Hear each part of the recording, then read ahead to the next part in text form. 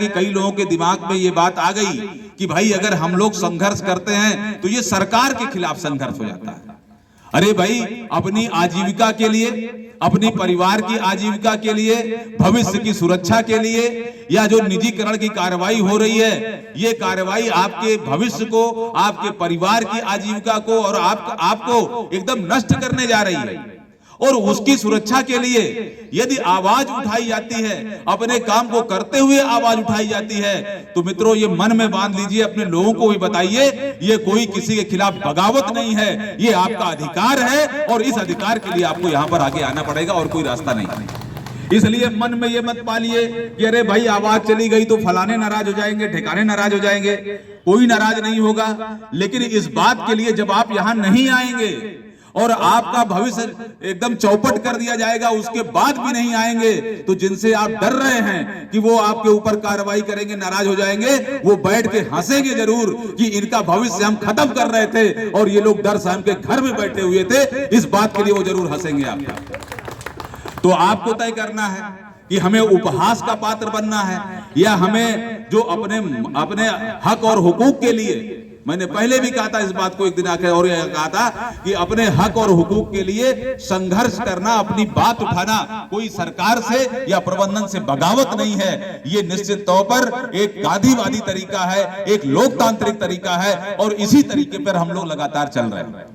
तो मेरे मित्रों, इस चीज को एक एक लोगों तक ले जाने की आवश्यकता है कि ये ऊर्जा के वो लोग हैं जो दिन रात 24 घंटे काम करते हैं, और ये काम हम करते हैं, इसकी कोई अपने से तारीफ नहीं कर रहे।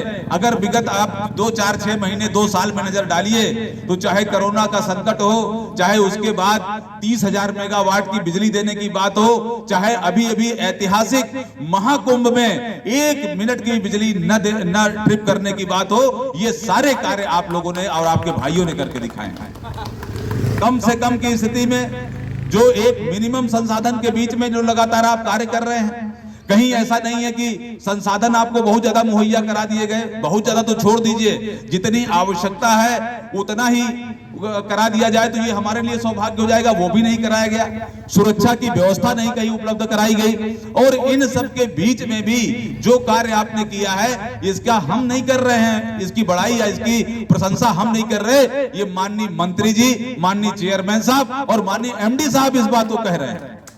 और मैं इस बात को बार बार कहता हूं कि एक तरफ तो आप इन्हीं लोगों की प्रशंसा करते हैं और दूसरी तरफ इन लोग की बातें और इन लोग के भविष्य को अंधेरे में ले जाने का कार्य हो रहा है, तो ये बात एकदम निकल के आती है कि हम ही से मोहब्बत, हम ही से लड़ाई, अरे मार डाला दुहाई दुहाई। भाई हम ही से आप बड़ाई भी कर रहे हैं और हमारा ही भविष्य खत्म कर रहे हैं, तो आखिर कर क्या रहे हैं? आखिर ये जो लोग आपके एक शब्द पे मालूम चला कि जान लगा करके कोई दुर्दांत अपराधी है उसकी भी बिजली काट आते हैं, या कोई रीडिंग नहीं ले रहा उसके घर भी मीटर लगा आते हैं, morning rate, evening rate, night rate, सारे कार्य कर रहे हैं। और इन कार्यों को जो करने का हौसला कौन देता है? निश्चित तौर पर हमारा प्रबंधन और हमारी सरकार देती है। लेकिन अगर वही इस तरह का कार्य करें, हमारी बात न सुने, तो हमारे लिए बड़ी चिंता का विषय हो जाता है। तो मेरे मित्रों, मेरा ये कहना है कि इस चीज का चिंतन मंथन लीडरशिप को भी करना चाहिए, सदस्य को लाना और मुद्दों को उठाना, आपकी बातें एक एक सदस्य तक पहुंचे और वो मोटिवेट हो, आपके बीच में आए। अगर नहीं आ रहे हैं तो इसका कायदे से आत्मचिंतन करके एक सम्यक रास्ता निकालना, ये हमारा आपका काम है। निश्चित तौर पर इसको हम आगे करेंगे और जो कमियां रह गई उसको दूर करके इस लड़ाई को आगे ले चलेंगे। क्योंकि लड़ाई ऐसी नहीं है कि आज लड़ लिए, आज नहीं लड़ पाए, चलो कल नहीं परसों लड़ लेंगे। अगर इस लड़ाई में हम लोग असफल हुए तो दोबारा लड़ाई करने की स्थिति या संघर्ष करने की स्थिति नहीं रहेगी। इसलिए इस बात को मानते हुए कि जियो या मरो, और ये बात हमसे पूर्व के वक्ता ने कही कि जीना है तो मरना सीखो और कदम कदम पे लड़ना सीखो। इसमें एक चीज और आप जोड़ लीजिए कि या तो आप कहते हैं करो या मरो, जो महात्मा गांधी ने आंदोलन के दौरान कहा था, वही स्थिति आज की डेट में फिर से आने जा रही है। या तो आप इस संघर्ष को जीत लेंगे और या तो सदैव सदैव के लिए समाप्त हो जाएंगे। जो अभी अंगद जी ने बाद वाली शेर सुनाई थी, वही शेर सुनने के लिए, और मालूम चला कि शाम को कहीं बैठ करके और वो शेर सुनेंगे और शेर सुन के कहेंगे काश उस समय हम लड़ लिए होते तो आज स्थिति को प्राप्त न करते, आज हम भी समाज में एक सम्मानित जीवन जीते। और मैं आपको बता दूं कि इतिहास अपने आप को बार बार दोहराता है और इतिहास के बारे में ये कहा जाता है कि जो वो कौम जो होती है अभागी होती है जिसका कोई इतिहास नहीं होता, और वो भी थोड़ा सा अभागी होती है जिसका इतिहास तो होता है लेकिन उसको उसके बारे में पता नहीं होता। लेकिन वो सबसे ज्यादा कौम दुर्भाग्यशाली होती है जिसका इतिहास होता है, जिसके बारे में उसको पता भी होता है लेकिन वो इतिहास से सबक नहीं लेती, वो सबसे ज्यादा दुर्भाग्यशाली होती है। इतिहास आपका क्या रहा है कि आपने देश की सेवा, प्रदेश की सेवा में पैरा मिलिट्री फोर्स से ज्यादा अगर मृत्यु कहीं पर हुई है तो बिजली विभाग के लोगों को, यहाँ के लाइनमैन, निविदा कर्मी, संविदा कर्मियों के काम करते हुए हुई है। ये इतिहास आपका रहा है सेवा का कि आपने ये कार्य करके दिया। और उसके अलावा क्या रहा है कि अपने 24 घंटे लोग सोएं, लोग त्योहार मनाएं, लोग खेलों का आनंद लें, लोग आईपीएल देखें, मैच देखें। इसके लिए कौन सैक्रिफाई करता है? सबसे ज्यादा सैक्रिफाई करता है तो आपके पावर हाउस का आदमी, उत्पादन गृहों का आदमी। जब रात में सब सोते हैं तो सिर्फ ड्यूटी में वो जगता है ट्रांसमिशन उत्पादन के लोग। और इसी प्रकार से अगर होली, दिवाली, ईद, दशहरा आ गया, आज रमजान का पवित्र महीना चल रहा है, ये आ गया, तो इसमें लाइट व्यवस्था मेंटेन करने काम कौन करता है? आप लोग करते हैं। घर परिवार के उत्सवों को छोड़ करके अगर आप काम करता है कोई, तो ये बिजली विभाग और सुरक्षा विभाग के लोग काम करते हैं।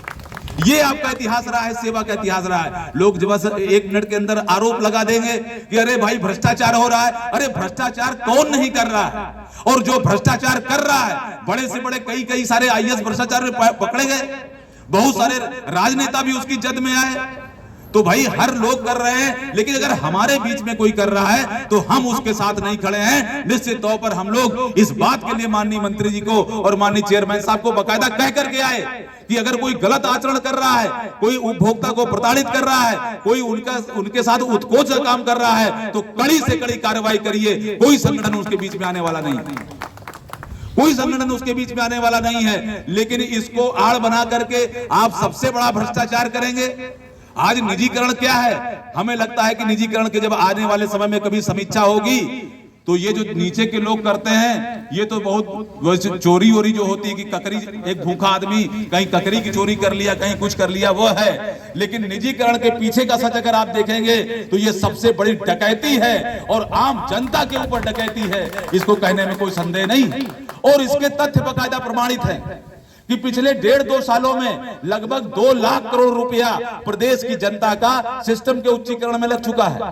और अभी भी जब इस बार का बजट पारित हुआ तो शिक्षा के बाद सबसे ज्यादा बजट कहीं दिया गया, 61,700 करोड़ रुपए तो ऊर्जा को दिया गया कि यहाँ की मीटर सही हो, यहाँ की लाइन सही हो और यहाँ की व्यवस्थाएं सही हो। जब सारी व्यवस्था चाक चौबंद करके आपने लाइन लॉस 20% के नीचे ला दिया, कितना ला दिया? 20% के नीचे ला दिया। और जिस उड़ीसा मॉडल को लाने की बात किया जा रहा है वो वहां पर लाइन लॉस 20% के ऊपर है, उससे नीचे आपने ला दिया। और ये जो पैसे आ रहे हैं, यदि इनका भी उपयोग सही तरीके से हो गया तो अगले 2-3 साल के अंदर ये 15% के नीचे लाइन लॉस आ जाएगा। ये सारी चीजें जब यहां तक ला दी तो निजी क्षेत्र में आप देने जा रहे हैं। और निजी क्षेत्र में क्यों देने जा रहे हैं? कह रहे हैं साहब 40,000 करोड़ रुपए की सब्सिडी है, हम हर साल नहीं दे सकते हैं, हम इसको नहीं दे सकते हैं। तो क्या विभाग, क्या ये यहाँ के जो प्रबंधक गण हैं ये तय करेंगे, ये बताएंगे कि निजी क्षेत्र के लोगों को वो सब्सिडी नहीं दिया करेंगे? मैं आपकी जानकारी के लिए बता दूं कि निजी क्षेत्र में जहां सरकार को सब्सिडी देनी होती है, सरकारी विभागों को सब्सिडी देर से जाती है और निजी क्षेत्र को तो सबसे करेंगे, ये बताएंगे कि निजी क्षेत्र के लोगों को वो सब्सिडी नहीं दिया करेंगे। मैं आपकी जानकारी के लिए बता दूं कि निजी क्षेत्र में जहां सरकार को सब्सिडी देनी होती है, सरकारी विभागों को सब्सिडी देर से जाती है और निजी क्षेत्र को तो सबसे पहले जाती है। उदाहरण के तौर पर फास्टैग जो आज आप देख रहे हो, अगर ये कोई सरकारी विभाग वसूलता तो शायद 2-4 लोगों को इसमें छूट ही मिल जाती, लेकिन प्राइवेट विभाग वसूल रहा है तो सबसे पहले कट जाएगा, तब आप जाओगे।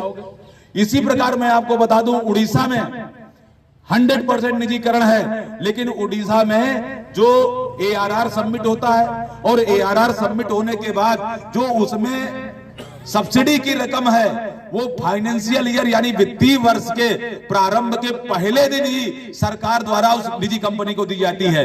क्यों दी जाती है? कहने में कोई संकोच नहीं कि मोटा कमीशन उसमें से मिलता है, ये कहने में हमें कोई संकोच नहीं। और जब बिजली आपकी निजी क्षेत्र में जाएगी तो क्या होगा? लोग कहते रहे कि नहीं साहब दाम नहीं बढ़ेंगे। अरे इतिहास और केस स्टडी कर लिया जाए प्रदेश भर में। मैं तो माननीय मुख्यमंत्री जी से करबद्ध निवेदन करता हूं कि बाकायदा फिर से स्टडी करा लिया जाए। सही बिजली की व्यवस्था उपलब्ध कराने में हम लोग सहयोगी हैं। हम लोग कोई उनके बीच में उपभोक्ता और प्रबंधन और सरकार के बीच में कोई अड़ंगा डालने का काम नहीं कर रहे, लेकिन जो सही बात है उसको देख लें। जहां जहां निजीकरण हुआ है बिजली के दाम बढ़े हैं और बाहर जाने की जरूरत नहीं। हमारे यहाँ आगरा में देख लीजिए, केवल एक शहर को आज लगभग 250 करोड़ रुपए का सब्सिडी दिया जा रहा है पावर कॉर्पोरेशन द्वारा। और कल की डेट में 50 शहर कर दिए गए, ऐसे 100 शहर कर दिए गए, 200 शहर कर दिए गए, तो हो गया 40,000 करोड़ रुपए। तो इसलिए मेरा ये कहना है कि निजीकरण का जो ये खेल है, इस खेल को भी हमें एकदम खुद से समझना है। सरकार से भी बार बार हम लोग को अनुरोध अनुनय विनय हम लोग कर रहे हैं, लेकिन अपनी बात को सही तरीके से और सही ढंग से रखने में कोई संकोच किसी को नहीं करना चाहिए। इसलिए मेरा आप सभी से आग्रह है, मैं निश्चित तौर पर आप सभी से संवाद करना चाह रहा हूं कि अपने लोगों से करिए, किराना की दुकानों पे बात करिए, आम उपभोक्ताओं को बताइए, जो आपके यहाँ कंज्यूमर आ रहे हैं उनको भी बिजली के निजीकरण के बाद क्या होने जा रहा है इसको बताइए। और उसके साथ साथ मैं इस बात को बार बार कहता हूं कि अपना भी वर्क एंड कंडक्ट ऐसा रखिए कि उपभोक्ता आपकी बात सुने, उपभोक्ता आपके पास आए तो लगे कि ये बिजली कर्मी है, ये अपना सर्वस्व निछावर करके और हमारी सेवा करते हैं। इस बात को उसको भी महसूस होना चाहिए। तो मेरे मित्रों, ज्यादा न कहते हुए इस बात के लिए आपको आगाह करते हुए कि ये लड़ाई लंबी है, कहीं परेशान होने की कोई जरूरत नहीं है। आगे धीरे धीरे आप इसको लेकर चलिए, लोगों से बात संवाद करिए और बात संवाद करते हुए जो ये मामले हैं, जो ये मसला है निजीकरण, इसके खिलाफ जो संघर्ष शुरू हो गया है, तो उसका एक चरण आप देख लीजिए कि पूरे प्रदेश भर में आंदोलन हुआ, केवल 2 कंपनियां आई, अब टेंडर खुलना मुश्किल हो गया। आगे जो स्थिति आप बना दोगे, एको कंपनी यहां नहीं आएगी, लोगों को भागना पड़ जाएगा। ये आगरा और बंबई नहीं है, ये उत्तर प्रदेश और पूर्वांचल है। जिंदाबाद जिंदाबाद जिंदाबाद जिंदाबाद जिंदाबाद। बेच रहेगा मानव को, बेच रहेगा मानव को। जिंदाबाद जिंदाबाद। संघर्ष बड़ा विशा होगा, संघर्ष बड़ा विशा होगा। लेकिन